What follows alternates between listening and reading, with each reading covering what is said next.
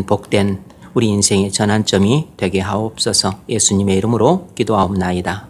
아멘. 서론 부분 읽어보세요. 지난 시간에 우리는 빌립보서의 메시지 겸손에 관하여 살펴봤습니다. 오늘은 옥중서 신인 빌립보서를 살펴보겠습니다. 빌립보서는 사도 바울이 62년경 로마의 감옥 안에서 오늘날 그리스 북쪽 지역인 빌립보 교인들에게 썼습니다. 그들은 그들의 영적인 아버지인 바울이 옥에 갇혔다는 사실 때문에 낙심하고 두려워했습니다. 따라서 바울은 자신이 옥에 갇혔다는 사실 때문에 낙심하고 두려워하는 연약한 빌립보 교인들을 위로하고 격려하기 위해 이 편지를 쓴 것입니다. 그의 인생이 곧 끝나는 절박한 상황에서 이 편지를 쓴 것입니다. 오늘 우리는 계속해서 빌립보서의 메시지 겸손에 관하여 공부하겠습니다. 네. 바울은 2차 전도 여행 때 이 빌립보 교회를 개척했습니다. 대략 50년 정도였는데 바울이 지금 61년 로마 감옥에서 이 편지를 쓰니까 그들 간의 교제는 11년 동안 이어졌습니다. 바울은 67년에 참수를 당해 죽는데 도중에 풀려났다고는 하지만 어쨌든 대략 7년 정도 로마 감옥에 갇혀 지내고 있었고, 그리고 한 6년 뒤에 바울이 죽게 되는 거죠. 그런데 자신이 영적인 나비인 바울이 로마의 감옥에 갇혔다는 그 사실 때문에 낙심해 있는 빌립보 교인들을 위로하고 격려하기 위해서 바울이 로마 감옥에서 이 편지를 쓰고 있는 것입니다. 로마 감옥 밖에 세상에 살고 있는 사람들은 낙심해 있고, 감옥 안에서 갇혀 지내는 바울은 또 확신과 기쁨이 충만해 있는 아이러니한 상태에 있는 거죠. 그래서 확신과 기쁨은 우리가 처한 상황과는 무관하다는 것을 알 수 있습니다. 자, 첫 번째 문제 읽어보십시오. 빌립보서 1장 1절로 11절까지 읽으십시오. 여기서 우리는 무엇을 알 수 있습니까? 네. 빌립보서 1장 1절부터 11절까지를 통해서 우리는 굳이 꼭 여기서 이 전체의 내용을 한 가지로 축약해서 하나의 메시지를 끄집어내자면 이런 메시지를 도출할 수 있습니다.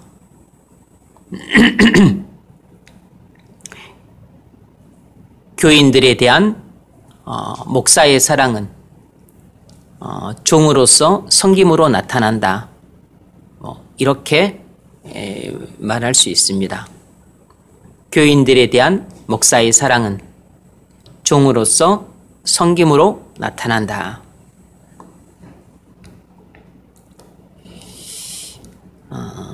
읽으세요. 1장 1절. 그리스도 예수의 종 바울과 디모데는 그리스도 예수 안에서 빌립보에 사는 모든 성도와 또한 감독들과 집사들에게 편지하노니. 네. 물론 바울과 디모데는 자신을 그리스도 예수의 종이라 그랬지, 빌립보 교인들의 종이라 이렇게 부르지는 않았습니다. 그러나 그리스도 예수의 종이기 때문에 그리스도 예수의 백성들인 성도들을 또한 그들의 종으로서 섬기고 있었죠. 그래서 바울은 자신을 그리스도의 종이라고 표현하면서 빌립보 성도들에게 이 편지를 쓰고 있는 것입니다. 자, 첫 번째 문제 읽어보세요. 빌립보 교인들에 대한 사도 바울의 사랑은 종으로서 섬김으로 나타났습니다. 왜 사도는 교인들을 이렇게 섬겨야 합니까? 네, 빌립보 교인들에 대한 사도 바울의 사랑은 종으로서 섬김으로 나타나고 있다는 사실을 이제 이 1절부터 11절까지를 보면 알 수 있습니다. 왜 사도는 교인들을 이렇게 섬겨야 하는가? 그 근본적인 이유는 예수 그리스도에게서 찾을 수 있습니다. 그것은 우리에 대한 그리스도의 사랑이 종으로서 섬김으로 나타났기 때문입니다. 우리에 대한 그리스도의 사랑이 종으로서 섬김으로 나타났기 때문이에요. 그것을 우리는 성경 여러 군데에서 확인할 수 있습니다. 요한복음 10장 11절에서도 주님은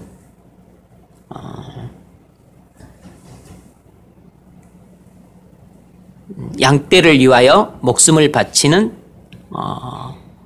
선한 목자라고 자신을 표현하고 있습니다. 그것은 복음서에서 많이 표현했던 자기 자신을 대속물이라고 표현한 것과 같은 것이죠. 대속물이란 그 속죄 제물을 말하는 것입니다. 읽어보세요.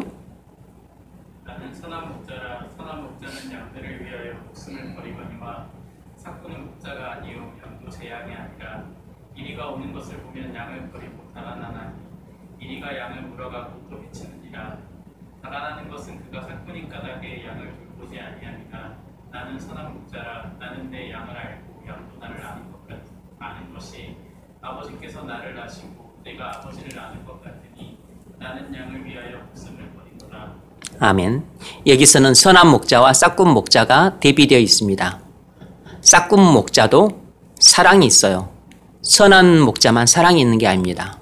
근데 싹군 목자는 양을 사랑하는 게 아니고 돈을 사랑합니다. 반면에 선한 목자는 돈을 사랑하는 것이 아니라 양을 사랑해요. 그래서 싹군 목자는 양을 버리고 얼마든지 돈을 선택합니다. 반면에 선한 목자는 양을 위해서 목숨을 바칠 수 있어요. 이것이 싹군 목자와 선한 목자의 차이입니다. 주님은 자신을 선한 목자라고 말씀하고 있고 주님 외에 다른 모든 구주라고 하는 자들은 전부 싹군 목자라는 뜻인 거죠. 빌립보서 2장 5절에서도 그것을 말하고 있습니다. 읽으세요.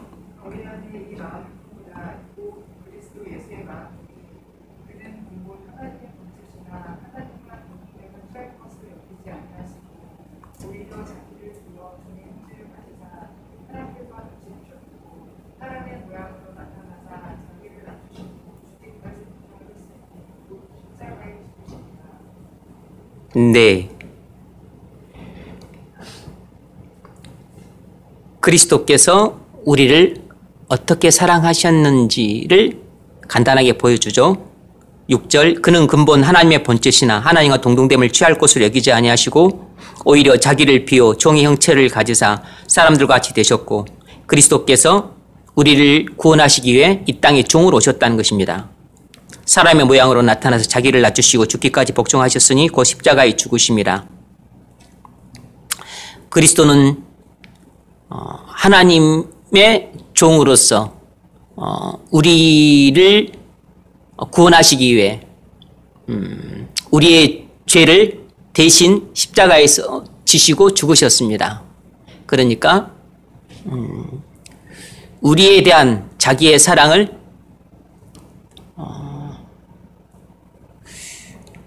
우리 대신 죽으심으로써 나타내셨어요. 그러니까 우리에 대한 그리스도의 사랑은 종으로서 우리를 대신하는 죽음으로써 나타내신 것입니다. 이것이 바로 그리스도께서 종으로서 우리를 섬긴 모습입니다.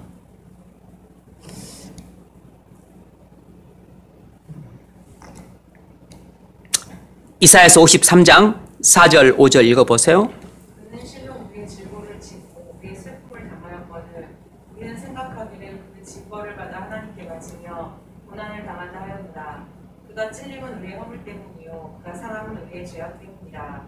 그가 징계를 받음으로 우리는 평화를 누리고 그가 채찍에 맞음으로 우리는 나음을 받았도다. 아멘.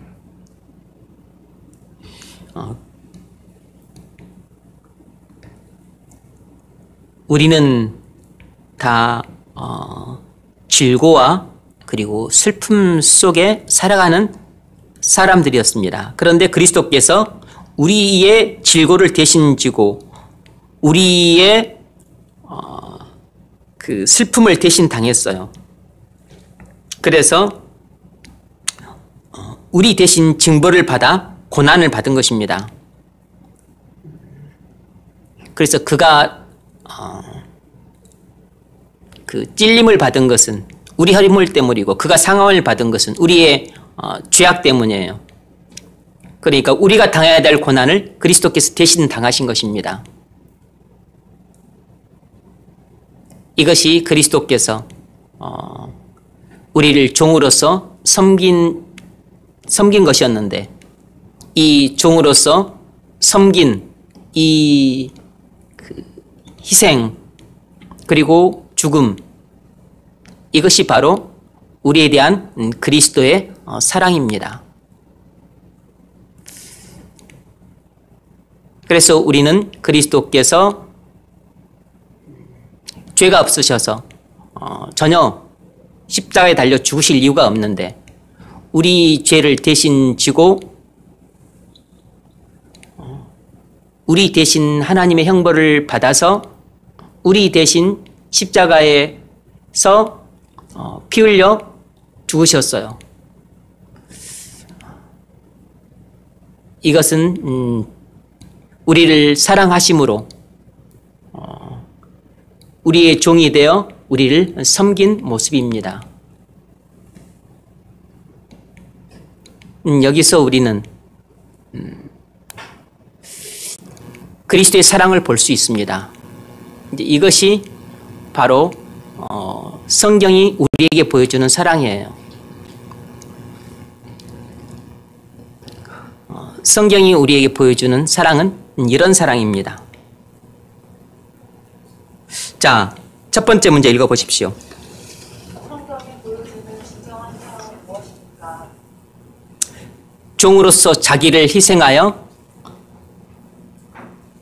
다른 사람들을 섬기는 것입니다.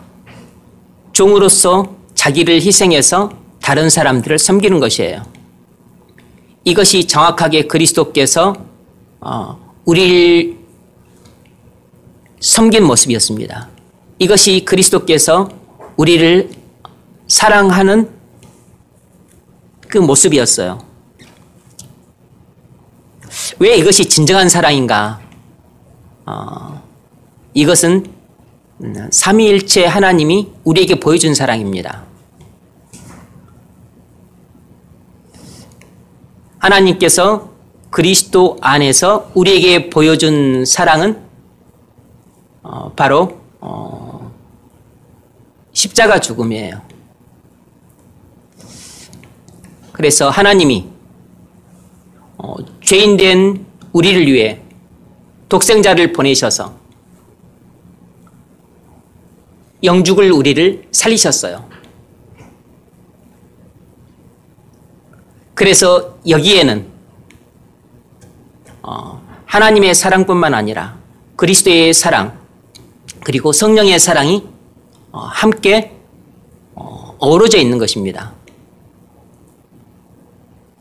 하나님만 우리를 사랑하신 게 아니고 그리스도께서 우리를 사랑하시고 그리고 성령께서도 그 그리스도와 동일한 본질이기 때문에 그리스도와 똑같은 사랑을 가지고 오늘도 우리 안에서 또 우리 곁에서 또 우리 위에서 역사하고 계시는 것이에요. 그래서 그리스도인이 받고 있는 사랑은 이 삼위일체 하나님의 사랑입니다. 이것이 바로 성경이 우리에게 보여주고 있는 사랑이에요. 당연히 하나님은 모든 것의 원형이시기 때문에 하나님께서 우리에게 보여주신 사랑은 참사랑인 거죠. 진정한 사랑입니다. 이것이 성경이 우리에게 보여주는 사랑이에요.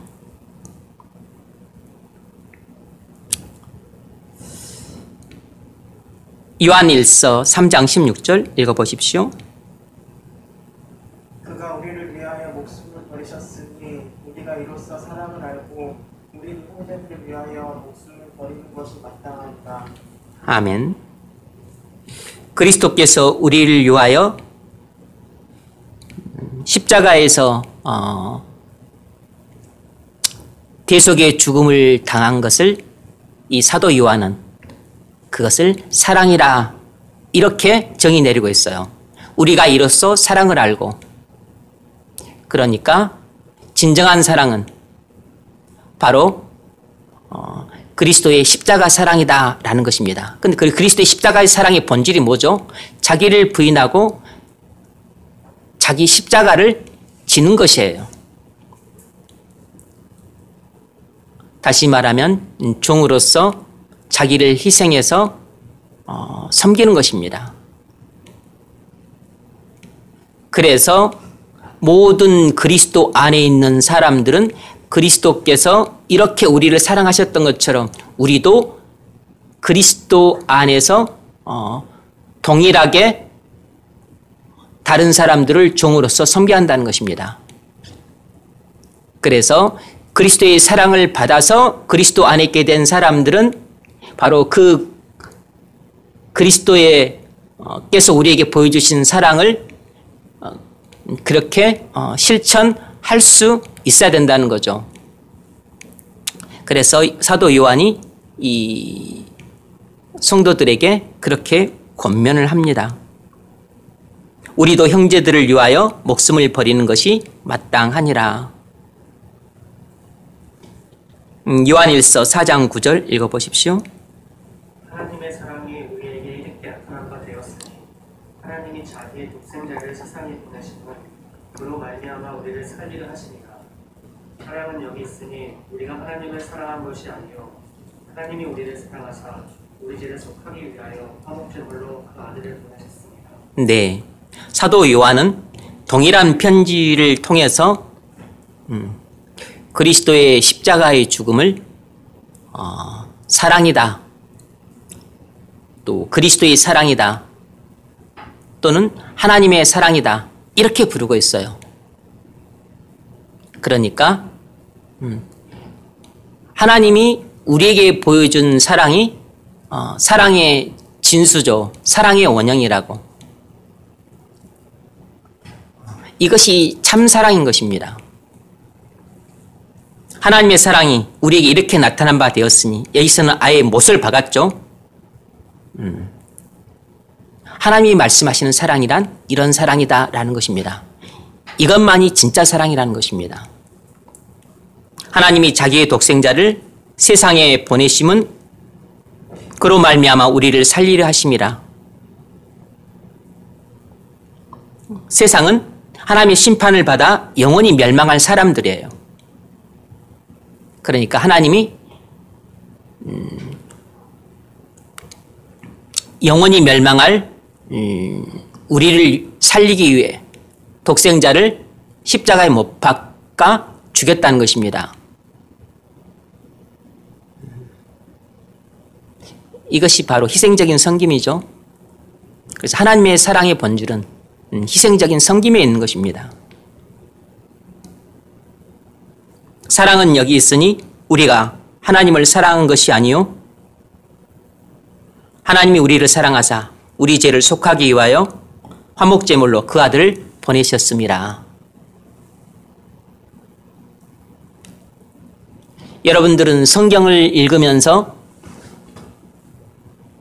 진정한 사랑은 무엇인가?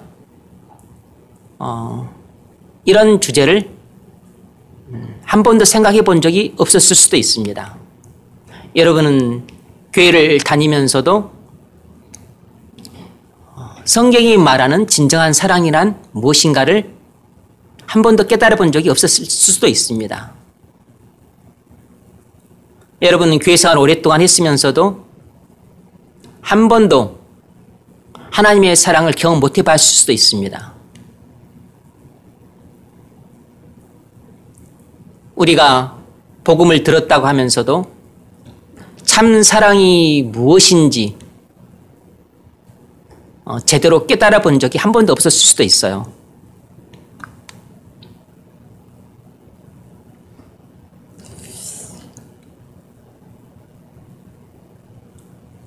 두 번째 문제 한번 읽어보십시오. 하나님의 말씀대로 하나님이 원대로 계획된 우리를 살리려 독생자를 보내신 것이 하나님의 사랑입니다. 즉 그리스도께서 우리를 살리려 자기가 대신 십자가에서 죽으신 것이 바로 그리스도의 사랑입니다. 이것이 양육에 대한 문제의 핵심입니다. 우리는 이런 사랑을 무엇이라고 부릅니까? 네. 그리스도께서 우리를 살리기 위해 자기가 대신 십자가에서 죽으신 것이 그리스도의 사랑이에요. 그런 사랑을 뭐라고 부르는가? 통칭 아가페 사랑이라고 부릅니다. 그래서 하나님의 사랑은 아가페 사랑이에요. 그리스도의 사랑은 아가페입니다. 아가페 사랑이라고.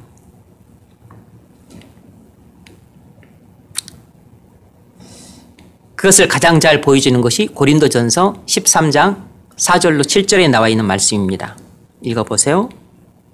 사람은 오래 참고 사람은 온유하며 시기하지 아니하며 사람을 자랑하지 아니하며 교만하지 아니하며 우리 행하지 아니하며 자기의 유익을 구하지 아니하며 성내지 아니하며 악한 것을 생각하지 아니하며 우리를 기뻐하지 아니하며 진리와 함께 기뻐하고 모든 것을 참으며 모든 것을 믿으며 모든 것을 바라며 모든 것을 견디느니라. 아멘.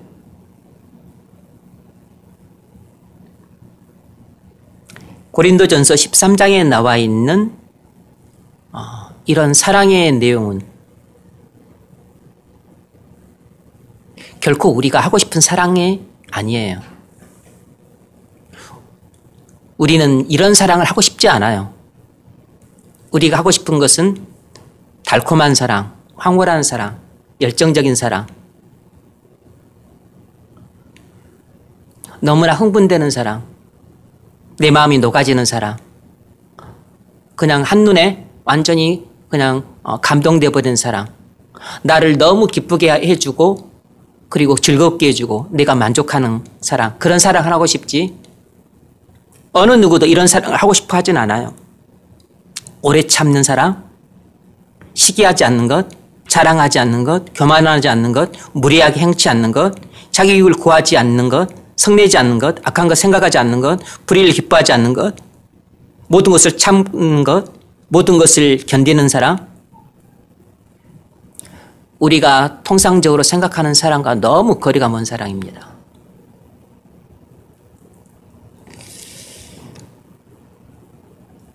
그런데 하나님 사랑은 우리가 뭐 이렇게 몇 가지로 나누죠. 오늘은 뭐 그런 것을 이야기하는 것은 아니니까 그냥 다른 것들 말하지 않겠습니다. 하나님 사랑은 아가페 사랑이에요. 이것이 성경이 말하는 사랑입니다. 이것이 사랑의 정수예요. 하나님이 우리에게 보여준 사랑은 이런 희생적인 섬김입니다.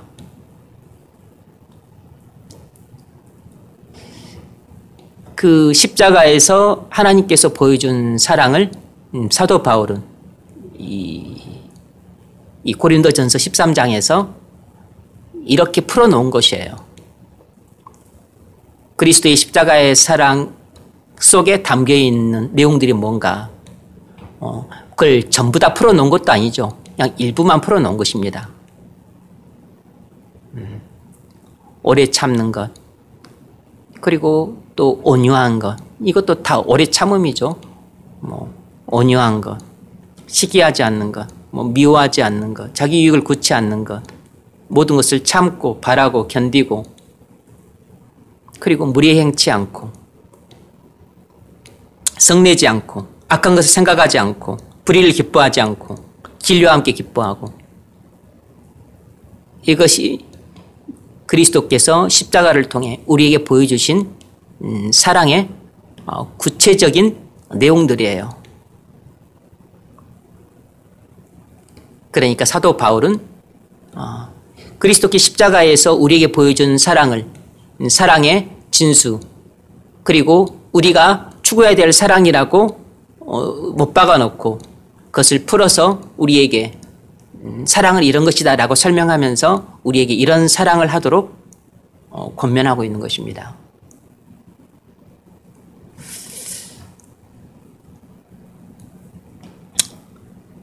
이것이 바로 성경이 말하는 진짜 사랑이에요. 이것을 우리는 아가페 사랑이라고 통상적으로 그렇게 불러요. 이것이 바로 하나님 사랑이고 이것이 그리스도의 사랑입니다. 이것이 성경이 우리에게 보여주는 사랑이에요.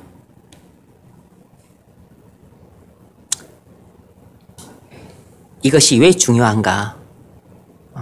그것은 실제 이제 우리의 삶에 적용이 될 때 그것이 얼마나 중요한 가치를 지니는가를 새삼 실감하게 돼요. 적용지문 읽어보십시오.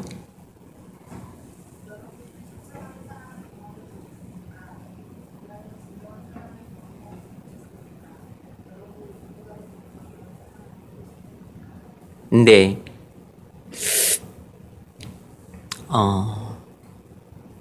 이런 십자가의 사랑을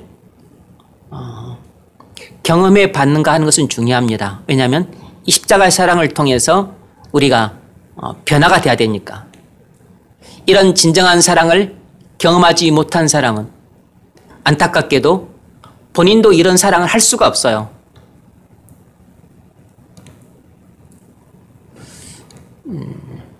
여러분은 누군가로부터 이런 사랑을 받아보셨어요?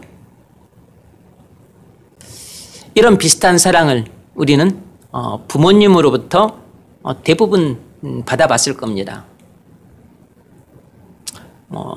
통상 부모님이 우리에게 행하시는 사랑이 이런 아가페류의 사랑이죠. 계산적인 사랑 아니니까. 그리고 또 다른 예로 몇 가지 불이 있죠. 보통 사랑을 한 3가지 정도로 나누곤 하지만 어쨌든 그런 류의 사랑들은 아니에요. 부모님이 우리에게 하시는 사랑은 마치 부모님이 우리의 종이나 된 것처럼 자기를 희생해서 섬기는 사랑입니다. 그런데 그 사랑이 더욱 고귀한 것은 부모님이 우리를 위해서 자기를 희생해서 섬기는 것을 부모님은 그것을 희생이라고 별로 생각하지 않는다는 거죠. 새벽 일찍 일어나서 우리를 위해 밥을 짓고 또 밥상을 차리고 또 새벽 일찍 일어나서 일터 가서 땀 흘려서 일하는데 엄마가 그것을 엄청나게 내가 너를 위해 희생한다고 생색내지 않아요. 아버지가 내가 너를 위해서 그렇게 죽도록 뼈 빠지게 일한다고 맨날 그렇게 자기가 한 일을 자랑하지 않아요. 그러니까 부모님은 또 부모님조차도 우리를 위해서 이렇게 하시는 사랑을 희생이라고 여기지 않을 정도로 그렇게 우리를 사랑을 하세요. 그건 좀 본능적인 측면이 강하죠. 모든 부모가 다 그런 건 아니지만.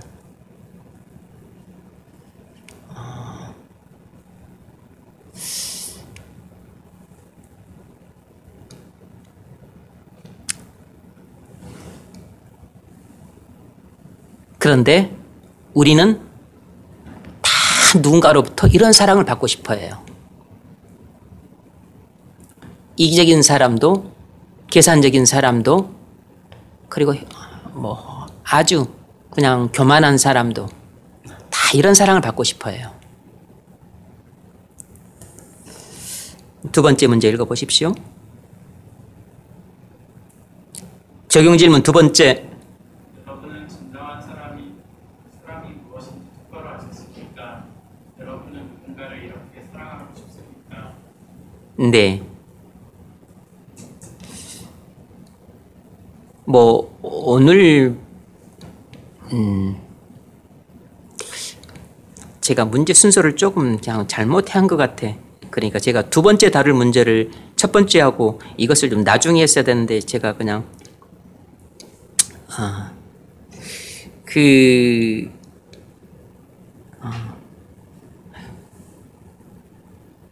우린 진정한 사랑이 무엇인지부터 똑바로 알아야 됩니다.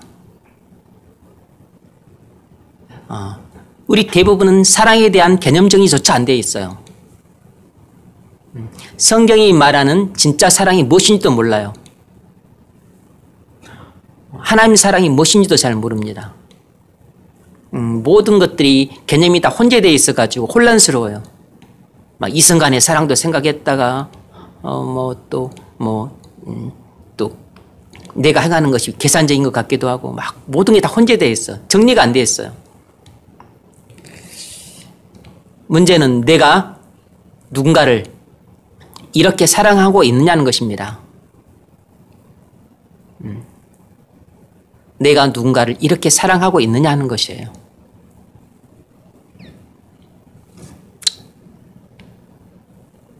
이것이 우리의 신앙 인격을 측정할 수 있는 바로미터입니다.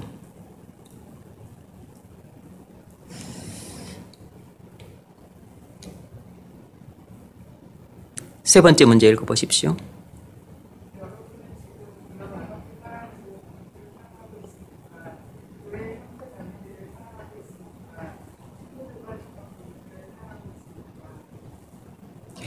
우리가 지금 이런 아가페 사랑으로 가족들을 사랑하지 못하고 있다면 우린 그리스도인으로서 사실 실패하고 있는 것입니다. 성도들을 이런 사랑으로 사랑하고 있지 못하다면 우리는 성령 충만하지 않는 것이 분명해요. 성령이 기갈되어 있거나 대단히 메마른 사람인 것입니다. 그러면 우리는 당연히 그 불신자들을 전도할 수 없어요. 왜냐하면 직장 동료들을 이런 사랑으로 사랑할 때 전도의 문이 열리는 법인데 이런 희생적인 섬김을 하고 있지 못하다면 우리는 직장 동료들을 주님께로 인도하는 것이 불가능합니다. 친구들을 이런 사랑으로 대하고 있지 못하다면 전도는 안 되는 것이에요. 우리 안에서 생수의 강이 배에서 흘러 넘치듯이 할 때 그때 우리는 이런 사랑으로 섬기는 일이 훨씬 수월하죠. 훨씬 수월하다고. 왜냐하면 성령에 충만해지면 성령의 감동을 받기 쉽고 인도하심에 내가 민첩하게 대응할 수 있으니까. 그래서 우리가 가족이든 동료든 친구든 이렇게 자기를 희생해서 다른 사람의 유익을 취하고 그리고 나보다는 항상 다른 사람들을 기쁘게 하려고 하고 그리고 나보다는 항상 다른 사람들을 먼저 배려해주고 그리고 그들을 살리기 위해서라면 내가 기꺼이 죽어줄 수 있는 이런 깊은 애정과 관심을 가지고 대할 때 사람들은 그 어떤 사람들에게서도 한 번도 경험해 본 적 없는 진실한 사랑을 경험하게 되니까 감동을 받게 됩니다. 아, 이것이 성경이 말하는 진짜 그리스도인이구나 라는 사실을 알게 되면서 그런 진실한 사랑은 그게 바로 참 빛으로 비춰지는 거죠. 그래서 자신이 어둠 속에 있고 그동안 자신이 만나봤던 사람들로부터 다 가짜 사랑, 거짓 사랑, 위선적인 사랑, 이기적인 계산적인 사랑 이런 것만 받다가 진실한 사랑을 받게 되면 누구든지 감동을 받게 되고 그리고 충격을 받게 되고 그리고 큰 도전을 받게 돼요. 그래서 완전히 여기에 새로운 세계가 있구나 라는 것을 알게 됩니다. 교회에 건설된 이 하나님 나라는 완전히 새로운 세계구나 이런 것들을 눈을 뜨게 돼요. 그래서 관심을 갖게 되고 그래서 제 발로 기어 나오게 되는 겁니다.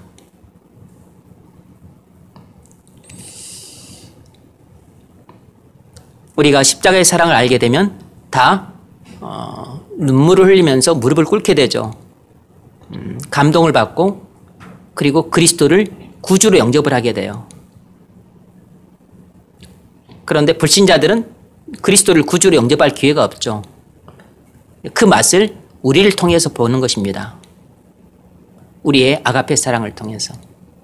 그런데 우리는 교회를 다녀도 다 대부분 사랑을 해도 이기적으로 사랑을 하고 사랑을 해도 계산적으로 사랑을 하고 그리고 또 항상 습관적으로 우리는 또 세속적이어서 항상 반대급부를 생각하고 또 뭔가를 해요.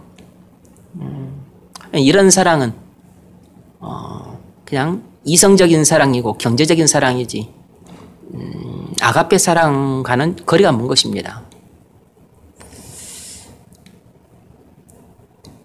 세 번째 문제, 네 번째 읽어보세요. 여러분은 결혼해서 배우자를 이런 사랑으로 섬길 준비가 되어 있습니까? 자녀들을 이런 사랑으로 섬길 준비가 되어 있습니까? 이것이 되어 있다면 여러분은 남편 될 라이선스를 딴 사람입니다. 아내 될 라이선스를 딴 사람이라고. 아버지, 엄마가 될 자격증을 딴 사람이라고 할 수 있어요. 물론 결혼해서도 나중에 뒤늦게 딸 수도 있죠. 그런데 원칙적으로는 우리가 이런 자격증을 따고서 결혼을 하는 것이 맞죠. 원칙적으로는. 이런 자격증 못 딴 사람은 결혼하지 마라. 그렇게 말할 수는 없지만 따고서 결혼을 하는 것이 맞다고. 이런 것이 없이 남녀 간의 사랑, 이성적인 사랑, 에로스 사랑만 가지고 결혼을 하게 되면 이제 사단이 발생하는 것입니다. 에로스 사랑은 뜨겁게 불타올랐다가 금방 식어버리기 때문에 언제 그러냐는 듯이 서로에 대한 애정이 나중에는 혐오감으로 바뀌어요. 그리고 상대방을 이해하고 받아주고 포용할 그런 마음의 준비도 안 돼 있고 능력도 없으니까 그렇게 사랑해서 결혼했다고 하는 사람들의 단점이나 허물이나 연약한 부분들을 포용 못하니까 그런 것들에 대해서 혐오감을 품게 되고 그래서 정머리가 서로 떨어진다고 하면서 등을 돌리게 돼요. 그래서 이혼이 밥 먹듯이 일어나게 되는 겁니다. 그 두 사람은 에로스 사랑만 있지 이런 아가페 사랑을 할 수 있는 준비가 안 돼 있는 사람인 것이에요. 이런 식으로 결혼을 하게 되면 그 가정은 양쪽 다 가슴속에 시한폭탄을 품고 살아가게 되는 겁니다. 언제 수틀리면 이것이 언제 터질지 몰라요.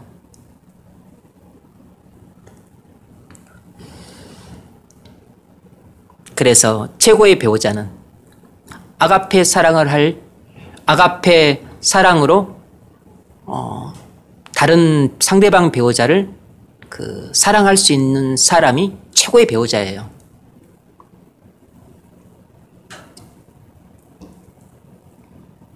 여러분이 그런 사람을 찾는다고 해서 절대로 그런 사람을 만날 수 있는 게 아닙니다.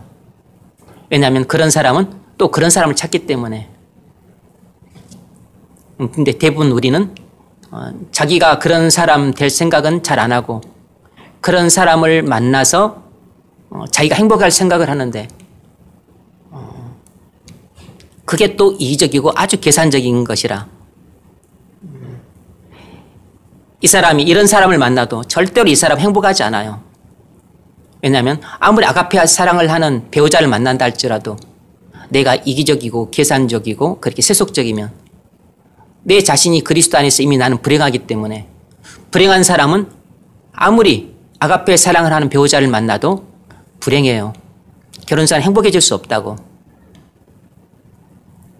불행은 자신과 그리스도와의 관계를 통해서 결정되는 것이지 훌륭한 배우자를 만났다고 해서 불행한 내가 행복해지는 게 아니에요. 그래서 지금 오늘 우리가 다루는 이 종으로서 섬김이라고 하는 주제가 중요한 것이 종으로서 다른 사람들을 기쁘게 섬길 수 있는 사람이 바로 그리스도 안에서 행복을 누리고 있는 사람이라고. 사도 바울이 로마 감옥에서 빌립보 교인들을 종으로서 섬길 때 막 화가 나서 그렇게 섬기거나 어쩔 수 없이 의무감 때문에 막 씩씩대면서 그렇게 섬기거나 하지 않고 기쁜 마음으로, 감사하는 마음으로, 찬송하는 마음으로 이렇게 섬기고 있다는 사실이 바울은 그리스도 안에서 행복을 누리고 있는 거죠. 비록 감옥에 있었지만.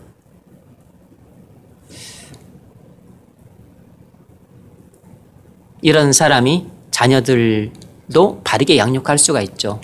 왜냐하면 자녀들을 양육할 때 본을 보이는 게 중요한데 본을 보이겠다 그런 의식을 하고서 본을 보이는 게 아니죠. 우리 삶 자체가 본이니까. 그래서 그냥 엄마가 아빠가 그렇게 서로 부부를 대할 때든 가족 친척을 대할 때든 친구나 동네 사람이나 성도를 대할 때든 이렇게 아가페 사랑으로 대하는 것을 보게 되면 그리고 또 자기들을 대할 때도 이렇게 섬기는 것을 섬김으로 받으면서 자라게 되면 자식들도 부모를 닮게 되죠. 부모를 닮게 된다고. 뭐 굳이 자식 교육이 따로 필요가 없죠.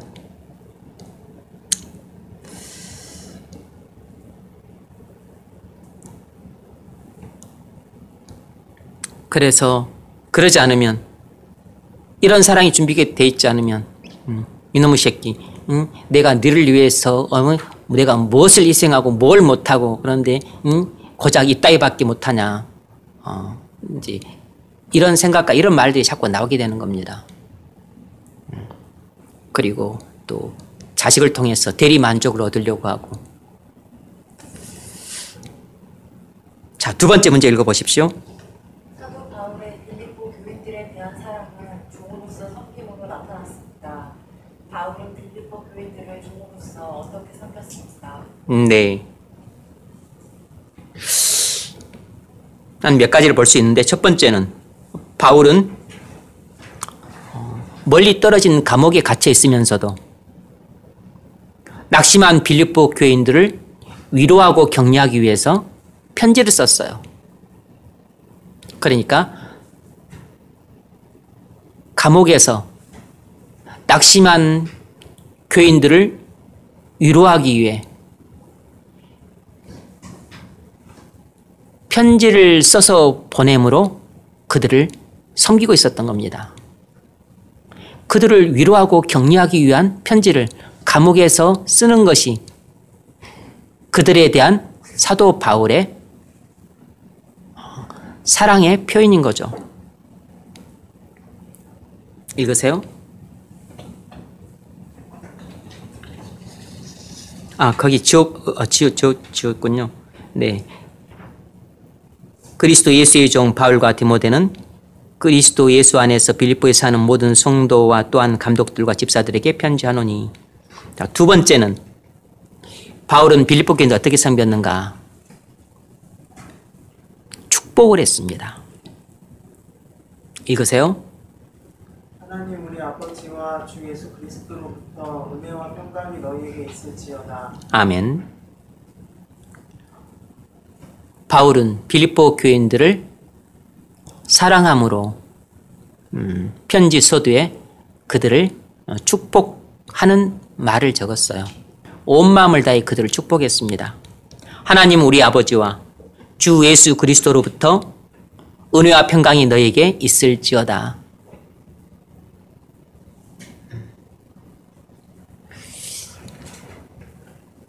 목회자가 교인들을 위해 이렇게 축복하는 것은 대단히 중요하죠. 그리고 그것은 또 양떼에 대한 애정의 표시입니다.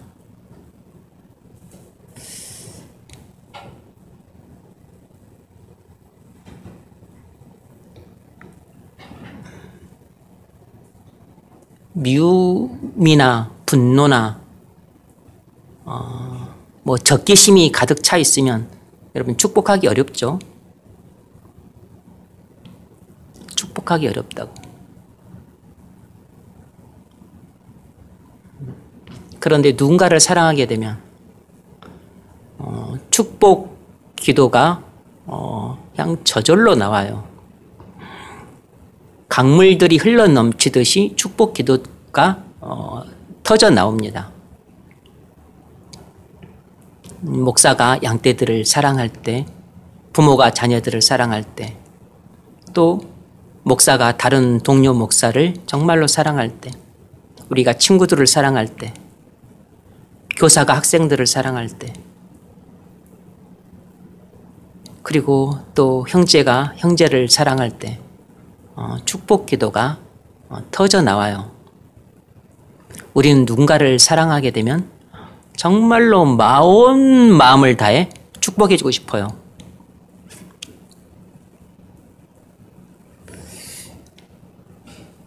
그럴 때 축복을 받는 사람도 얼마나 감동을 받는지 모릅니다. 자, 세 번째는 뭐였냐면 바울은 항상 마음속에 깊은 애정을 갖고 빌립보 교인들을 생각했어요. 깊은 애정을 품고서 항상 그들을 생각했습니다. 거기 없죠? 지웠죠? 읽으세요. 어쨌든 내가 너희를 생각할 때마다 나의 하나님께 감사하며 내가 너희 무리를 위하여 네, 내가 너희를 생각할 때마다 나의 하나님께 감사하며, 그렇게 생각할 때마다 감사가 넘치는 것은 그들에 대한 깊은 애정을 품고 있다는 뜻이죠. 네, 계속 읽으세요. 내가 너희 무리를 위하여 이와 같이 생각하는 것이 마땅하니 이는 너희가 내 마음에 있음이며 나의 개인과 복음을 변명함과 확정함에 너희가 다 나와 함께 은혜의 참여한 자가 되리라. 내가 예수 그리스도의 신장으로 너희 무리를 얼마나 사모하는지 하나님이 내 증인이십니다. 아멘. 내가 너희 무리를 위하여 이와 같이 생각하는 것이 마땅하니 이는 너희가 내 마음에 있음이며. 사도 바울 마음속에 항상 빌립보 교인들이 자리 잡고 있다는 거죠. 그러니까 이것은 빌립보 교인들에 대한 사도 바울의 깊은 애정을 좀 애들로 표현한 거죠. 나의 매임과 복음을 변명하고 확정하며 너희가 다 나와 함께 은혜에 참여한 자가 됨이라. 그러니까 자신이 감옥에 갇혀 있을 때도 그들이 동참했고, 자기가 전도할 때도 빌립보 교인들이 동참해서 자기의 선교 사역을 도와줬다는 거죠. 그러니까 얼마나 고맙고 또 기특해 하겠어요. 그러니까 애정이 남다른 것입니다. 동고 동락을 하는 사이니까 여러 교인들 중에서도 이 빌립보 교인들에 대한 애정이 남다른 것이에요. 그래서 8절에서 이렇게 말합니다. 내가 예수 그리스도의 심장으로 너희 무리를 얼마나 사모하는지 하나님이 내 증인이시니라. 빌립보 교인들에 대한 사도 바울의 그 깊은 애정을 그들에게 알게 하기 위해서 예수 그리스도의 심장이란 말까지 끄집어내서 사용을 하고 있을 정도로 그들에 대한 자신의 진실하고도 깊은 사랑이 전달되기를 바라는 그런 애절한 마음이 있습니다. 내가 너희를 사랑한다는 것을 내가 심장을 꺼내서 보여주랴, 이런 의미인 거죠. 세 번째로 바울은 그들을 위해서 기도를 했습니다.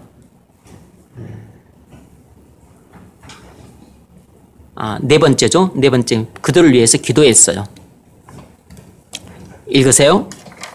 간구할 때마다 너희 무리를 위하여 기쁨으로 항상 간구함을 너희가 첫날부터 이제까지 복음을 위하여 참여하고 있기 때문이다. 너희 안에서 착한 일을 시작하시니까 그리스도 예수의 날까지 이루실 줄을 의심하시나이다. 네. 내가 기도할 때마다 너희를 위하여 항상 간구한다는 것입니다. 그 이유 가운데 하나는 첫날부터 지금까지 자신의 전도 사역에 빌립보 교인들이 동참했기 때문이라는 것이에요. 그래서 너희가 구원받을 것을 확신한다는 것입니다. 그리고 또 9절로 11절 네, 그것도 읽어보세요. 내가 기도하노라 너희 사랑을 지식과 모든 총명으로 점점더 풍성하게 하사 너희를 지극히 선한 것을 구별하며 또 진실하여 허물 없이 그리스도의 날까지 이르고 예수 그리스도로 말미암아 위의 열매가 가득하여 하나님의 영광과 찬송이 되기를 원하노라. 네. 자신이 빌립보 교인들을 위해서 어떻게 기도하는지 핵심적인 내용만 간추려서 적어놨어요.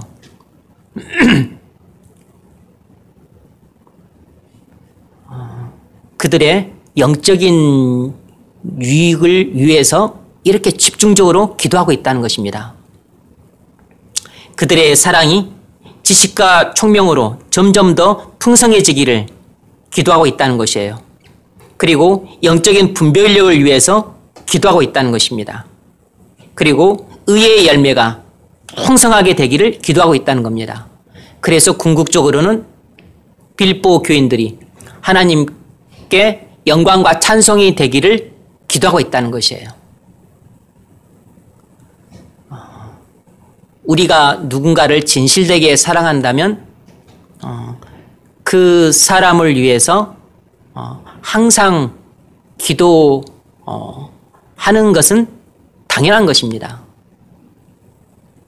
여러분이 누군가를 위해서 기도하고 있지 않다면 여러분은 그 사람을 진실로 사랑하고 있는지 자문해 봐야 돼요.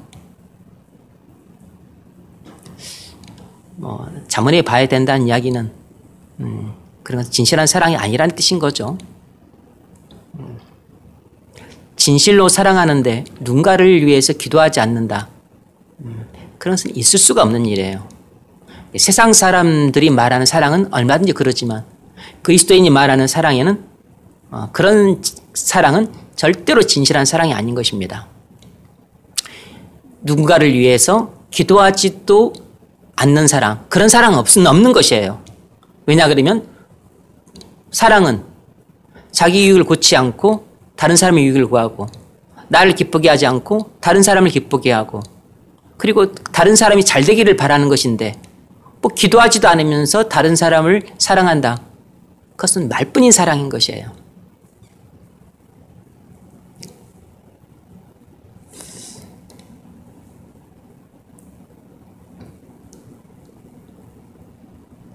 여러분도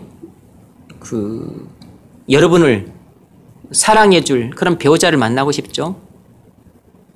그런데 기도도 안 하는 배우자, 기도도 할 줄 모르는 배우자. 여러분을 진실로 사랑할 수 있겠어요? 절대 사랑 못 합니다. 불가능해요, 불가능. 안 되는 것을 기대하지 말라고. 그럼 불가능해요.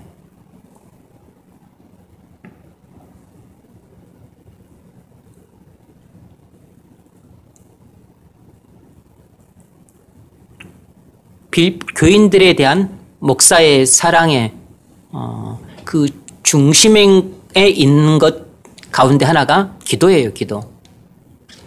바울이 그 편지를 보낼 때 수신자들에 대한 사랑의 그 증거, 강력한 증거는 항상 기도였습니다, 기도. 내가 너희들과 함께 있든지 떠나 있든지 너희가 항상 내 마음에 있기 때문에 나는 너희를 위해서 항상 기도하고 그리고 항상 간구한다. 양떼들에 대한 목사의 사랑의 중심에는 항상 기도가 있는 것입니다. 항상 기도가 있는 것이라고. 그런데 이건 양떼에 대한 목사의 사랑만은 아니고 우리가 다른 사람에 대한 그 사랑의 중심에도 항상 기도가 있는 것이에요. 왜냐하면 우리를 위해 목숨을 바치신 그리스도도 지금은 좀 편히 지내셔도 되는데 하나님 보좌 우편에서 지금도 우리를 위해서 간구를 하고 계세요. 간구를. 그러시니까 그 그리스도와 똑같은 본질을 갖고 있는 성령 하나님께서도 때로는 우리를 위해서 탄식을 하세요. 우리를 위해서 탄식을 하신다고. 그건 우리를 사랑하시니까 중보기도 하시고 우리를 사랑하시니까 탄식을 하시는 것이에요.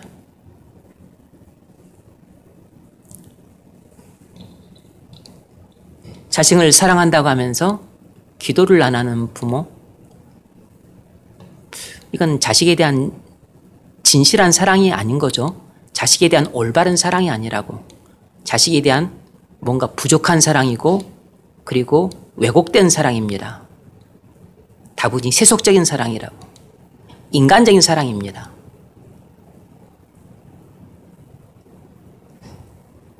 종아리를 때리고 손바닥을 때리고 뭐 그렇다 할지라도 자식을 위해서 밤낮으로 눈물로 기도하는 아버지 엄마라면 자식에 대한 사랑이 진실할 뿐만 아니라 아주 올바른 사랑을 하고 있는 셈인 것이에요.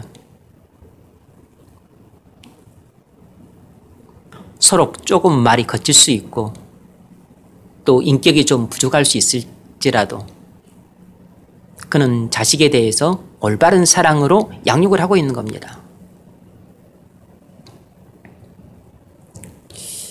다섯 번째로 바울은 빌립보 교인들에 대한 사랑을 어떻게 나타냈는가? 그들의 영적인 유익을 간절히 바랬습니다. 그래서 그것이 기도로 나타난 것이에요. 그들의 영적인 유익을 간절히 열망했다고. 간절히 열망했으니까 그것이 사도 바울의 간절한 기도로 나타난 것입니다. 이런 간절한 바람이 있으니까 간절히 기도를 한 것이에요. 간절한 바람이 없으면 뭐하러 간절히 기도하겠어요?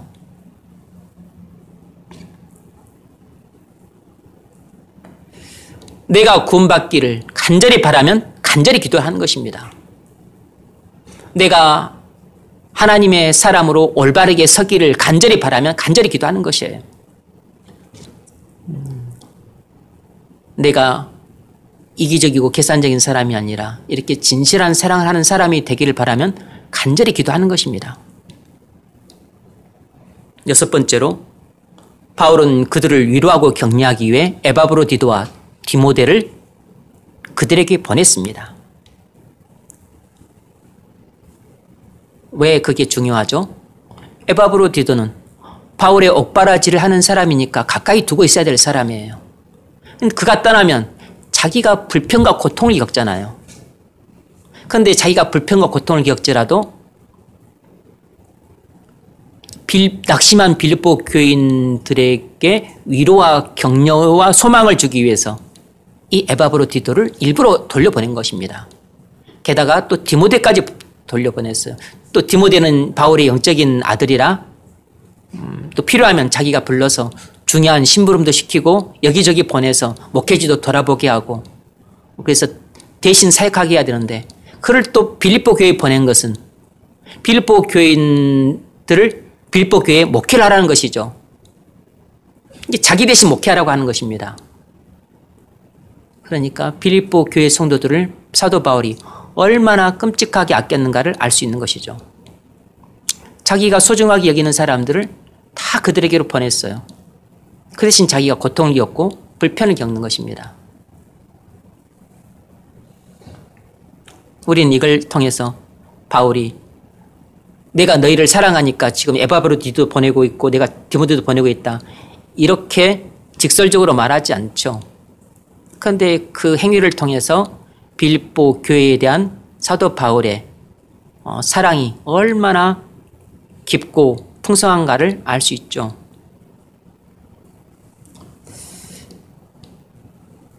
빌립보서 2장 23절 25절 그러므로 내가 내일이 어떻게 될지를 보아서 곧 이 사람을 보내기를 바라고 디모데죠. 디모데를 너한테 보내고 그러나 에바브로디도를 너에게 보내는 것이 필요할 줄로 생각하노니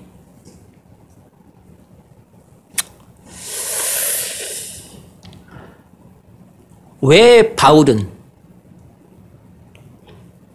종으로서 빌립보 교인들을 이렇게 섬기고 있는가? 왜 바울은 자기를 희생하면서까지 이렇게 빌립보 교인들을 사랑하고 있는가? 그것은 사도 바울의 인격이 고매해서 그런 게 아니고 사도 바울이 그리스도에게서 그대로 배웠기 때문입니다. 사도 바울이 이 십자가에 달리신 그리스도의 사랑을 그가 다메섹 도상에서 그대로 체험했기 때문이에요.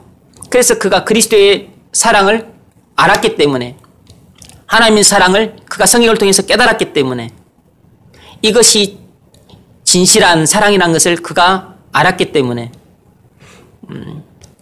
주님을 대신해서 사역하는 사도로서 주님의 양떼들을 대신 목양하니까 주님이 양떼인 자기 생명을 주어서 자기를 살렸던 것처럼 이제는 사도 바울이 마치 그리스도의 위치에서 자기를 희생해서 양떼를 섬기고 자기를 목숨을 바쳐가면서 또 양떼들을 사랑하고 있는 거죠.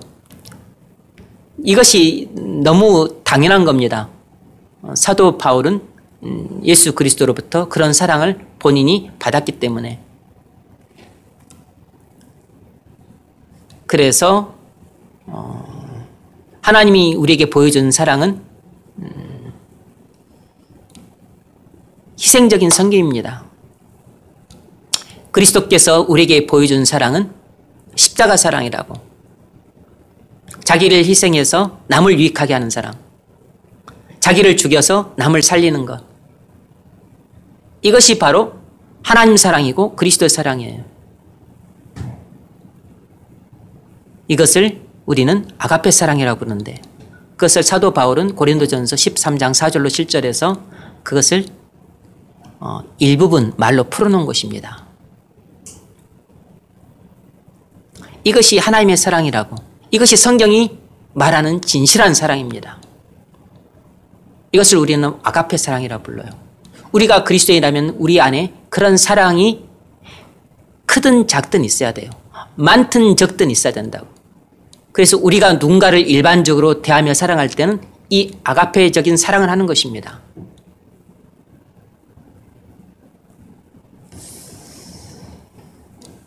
우리가 그리스도인이라면 가족들을 대할 때 이런 사랑으로 대해야 돼요. 친구들을 대할 때 이런 사랑으로 대해야 됩니다. 직장 동료를 대할 때 이런 사랑으로 대해야 돼요. 다른 지체들을 대할 때 이런 사랑으로 대해야 됩니다. 그럴 때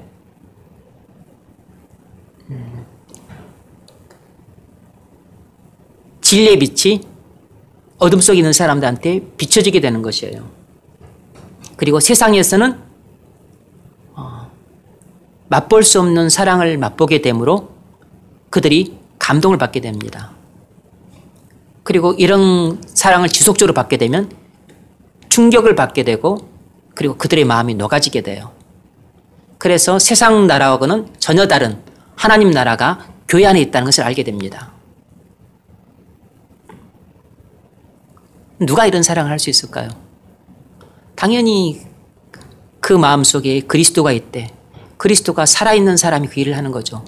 그게 바로 우리 안에 성령 충만함을 받을 때, 그래서 우리 심령에서 성령이 흘러 넘치는 사람, 그런 사람이 이런 사랑을 가장 잘 할 수 있는 것입니다. 이런 사람은 이미 그리스도 안에서 행복한 사람이에요. 그래서 결혼할 준비가 되어 있는 사람입니다. 이런 사람이 가장 전도를 잘하는 사람이에요. 이런 사람이 가정을 세우는 사람이고 직장을 세우는 사람이고 그리고 사회와 나라와 민족을 세우는 사람입니다. 이런 사람이 진짜 무너져가는 교회를 세우고 하나님 나라를 세울 수 있는 믿음의 용사들이에요. 주님은 우리를 이런 믿음의 용사로 부르신다고. 이렇게 성령 충만한 사람이 되어서 교회와 하나님 나라를 세우는 사람이 되기를 바라세요.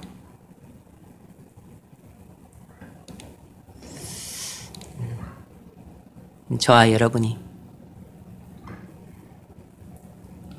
그리스도의 십자가 사랑을 깊이 깨닫기를 바랍니다.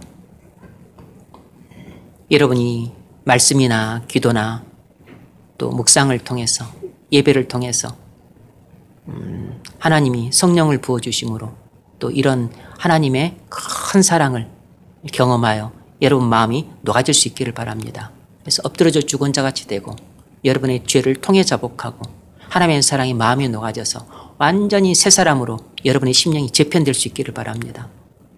그래서 사도 바울이 빌립보 교인들을 사랑했던 것처럼 또 주님이 우리를 사랑하셨던 것처럼 저와 여러분도 다른 사람들을 특별히 가까이 있는 가족부터 또 가까이 있는 동료부터 가까이 있는 친구부터 가까이 있는 다른 지체들부터 이렇게 사랑한다면 우리를 통해서 놀라운 기적 같은 일들이 일어나게 될 겁니다. 그렇게 될 수 있기를 주의 이름으로 축원합니다.